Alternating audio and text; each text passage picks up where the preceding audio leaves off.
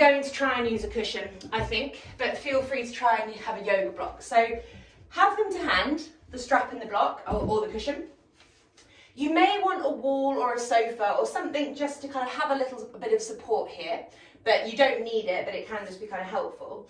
And the first thing that I want you to try and do as best you can is to keep your pelvis directly over your knees. So I'm awful at this. You'll see as the exercise goes on, I probably lose form. When we do the exercise that we're about to do, where we wake up our hamstrings and our glutes, you will probably notice that your pelvis wants to kind of come backwards slightly. And what happens there is we're putting the hips back in flexion. So because most people are stronger through the fronts of their legs than they are at the back of their legs, they lean on the support of the front of the legs. So when you're in this position, if you just do it now, you should feel how your quads and your hips like work hard to hold you there. We don't want those guys working. We want those guys stretching. We want these guys working.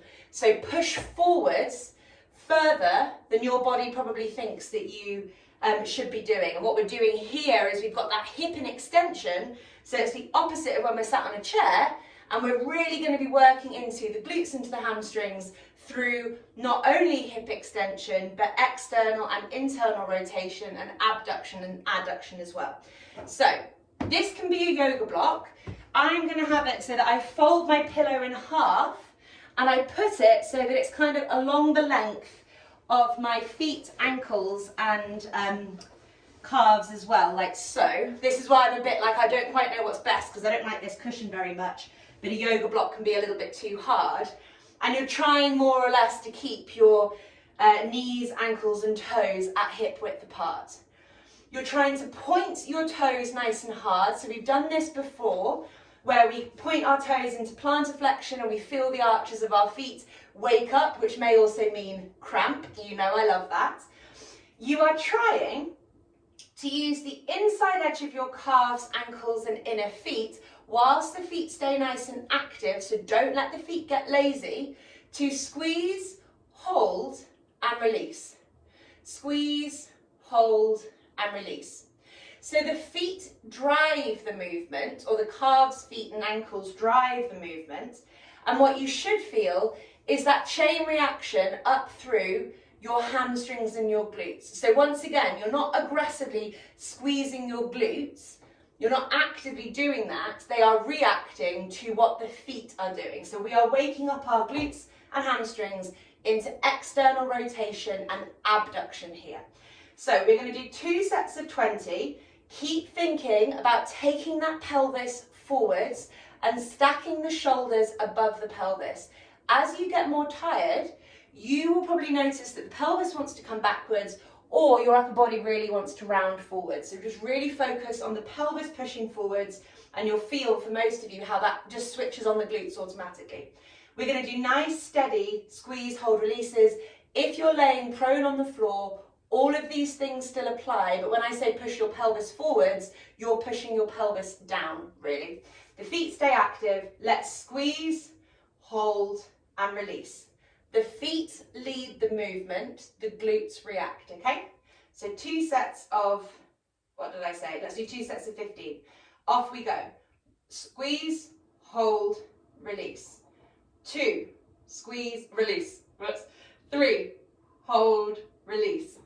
4, hold, release. 5, hold, release. 6, hold, release. 7, hold, release. 8, hold, release. 9, hold, release. 10, hold, release. 11, hold, release.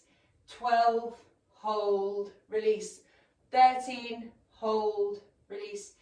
14, hold, release. Last one before a break, 15, hold, release. And then just take a little seat back for a sec, have a break. That took me all of 13 reps for me to feel that on my left leg. So I felt it straight away in my right leg. On my left leg, which is my more sluggish leg, it only kicked in at the end. And I also found that I had a tendency to hold the contraction in my glutes. You've got to try and plug your mind into letting go of the glute work because it helps your body not hold on to things. It's not clenching and holding, it's moving appropriately for the demand that you're giving it. So when you're ready, I'm just gonna, my cushion is annoying, but here we go. So we're trying to use the whole inner edge of the feet, the ankles and the calves. You're not just driving in with the big toe joints, you're trying to use that whole section.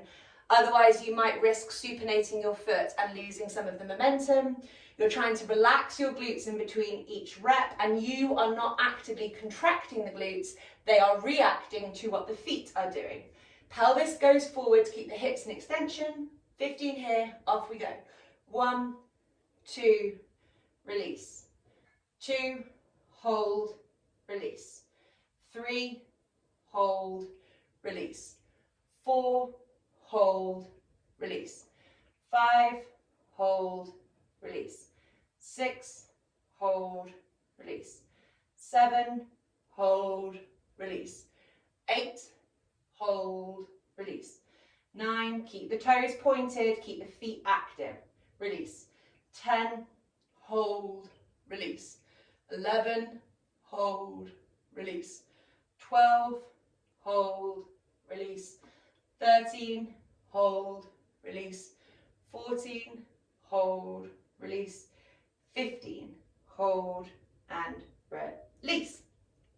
We're going to get rid of our block or our cushion, and we're going to do exactly